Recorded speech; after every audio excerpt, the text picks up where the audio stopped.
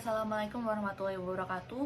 Saya Adinda Kaulan Garima, NIM 226121136, kelas 5D, akan menjawab soal UTS Akhlak dan Tasawuf. Pertanyaan yang pertama yaitu bagaimana cara membuktikan secara ilmiah bahwa Al-Quran dan hadis adalah benar sehingga dijadikan standarisasi akhlak. Jadi Al-Quran dan hadis itu dibuktikan secara ilmiah melalui beberapa hal, yaitu melalui konsistensi isinya, terus keakuratan sejarah, serta serta pembuktian fakta-fakta ilmiah. Banyak ayat dalam Al-Quran yang menceritakan hal-hal yang baru ditemukan di masa-masa sekarang, padahal Al-Quran itu lebih dulu diturunkan dibandingkan penemuan itu ditemukan. Jadi kayak cross check antara penemuannya dan juga yang ada dalam Al-Quran. Jadi kayak pembuktian fakta-fakta ilmiah, yaitu tadi keakuratan sejarah, seperti itu. Hadis juga menjadi standar akhlak melalui penelusuran sanad dan juga matannya untuk menjamin kebenaran serta keasliannya. Pertanyaan nomor 2 yaitu jelaskan 4 aliran tentang faktor pembentukan akhlak dan bagaimana pandangan Islam terhadap 4 aliran tersebut. Jadi yang pertama ada aliran nativisme. Pada aliran ini atau teori ini itu berpendapat bahwa akhlak dari seseorang atau seorang manusia itu bawaan lahir, atau ya dari sejak lahir memang seperti itu gitu. Dan menurut pandangan Islam mengakui potensi dasar manusia atau fitrah dari manusia itu ya memang bawaan dari lahir. Yang kedua ada aliran empirisme. Pada aliran ini itu berpendapat bahwa akhlak manusia itu dibentuk melalui atau berdasarkan lingkungan sekitarnya. Dan menurut pandangan Islam sangat mendukung lingkungan yang baik itu sangat berpengaruh untuk pembentukan akhlak seseorang. Yang ketiga ada aliran kombinasi, yaitu ya campuran antara empirisme dan nativisme. Jadi ya akhlak seseorang tuh memang dari lahir, namun bisa diubah, bisa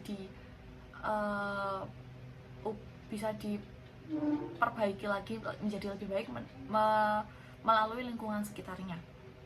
Dan menurut pandangan Islam seperti itu, fitrah manusia atau akhlak manusia memang dari lahir, namun bisa diubah melalui lingkungan sekitar. Dan yang terakhir adalah teori sosialisasi, yaitu akhlak dibentuk melalui proses sosialisasi dalam masyarakat. Ya agak mirip dengan teori empirisme tadi. Jadi pada teori ini akhlak manusia itu dibentuk bisa dalam keluarga, bisa dalam lingkungan sekitar, atau teman, saudara, dan semacamnya. Seperti ada istilah bilang, jika kita berkumpul dengan orang yang berbau alkohol, maka kita juga akan berbau alkohol. Seperti ya, maka dari itu jika kita bergaul atau berkumpul dengan orang baik, maka kita juga akan baik. Begitu juga sebaliknya. Pertanyaan ketiga adalah mengapa kita harus berakhlak terhadap Allah? Sebutkan dan jelaskan bentuk-bentuk berakhlak terhadap Allah. Mengapa kita harus berakhlak kepada Allah? Ya karena Allah itu adalah yang menciptakan kita semua dan yang mengatur jalan hidup kita, yang memberikan kita rezeki dan segalanya. Pokoknya kita harus wajib berakhlak kepada Allah karena Allah yang telah mengatur jalan hidup kita dan lain-lainnya. Untuk contoh berakhlak kepada Allah, yang pertama ada tawakal, yaitu kita itu berserah diri kepada Allah, namun tetap diimbangi dengan usaha kita. Jadi setelah kita sudah berusaha semaksimal mungkin, maka kita habis itu bertawakal, yaitu berserah diri kepada Allah entah apapun yang nanti terjadi. Yang kedua adalah berprasangka baik atau husnuzon. Jadi kita sebagai umat manusia tidak boleh berprasangka buruk terhadap apapun yang Allah berikan, meskipun itu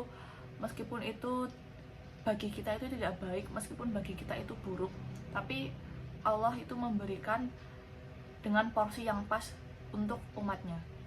Yang ketiga ada ikhlas. Jadi kita harus menerima apapun yang terjadi kepada kita secara ikhlas berlapang dada. Harus menerima, tidak karena takdir dari Allah itu ya sebaik-baiknya bagi kita. Pertanyaan yang keempat adalah mengapa Rasulullah Shallallahu Alaihi Wasallam diutus untuk menyempurnakan akhlak bukan ilmu. Rasulullah diutus untuk menyempurnakan akhlak karena akhlak yang mulia itu adalah inti dari agama Islam. Jadi kayak tingkatannya tuh akhlak tuh lebih tinggi dibandingkan ilmu. Seseorang yang berilmu belum tentu dia berakhlak. Begitu juga sebaliknya, seseorang yang berakhlak juga belum tentu dia berilmu. Namun apabila orang berilmu tapi tidak berakhlak, maka ilmunya bisa saja disalahgunakan. Dan bagi orang yang berakhlak itu akan dipandang lebih baik dibandingkan jika dia hanya berilmu tapi dia tidak berakhlak. Maka dari itu, mengapa Rasulullah itu diutus untuk menyempurnakan akhlak dibandingkan ilmu? Karena juga sama saja jika kita berilmu tapi kita tidak mempunyai akhlaknya. Pertanyaan yang terakhir adalah apa manfaat bersolawat kepada Rasulullah SAW?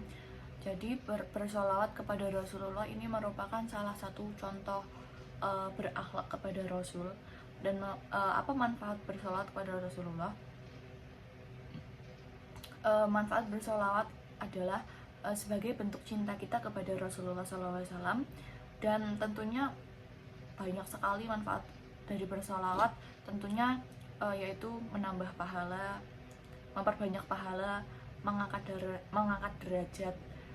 Dan bersolawat itu kan juga salah satu bentuk doa juga, serta dapat memperkuat hubungan rohani kita dengan Rasulullah SAW.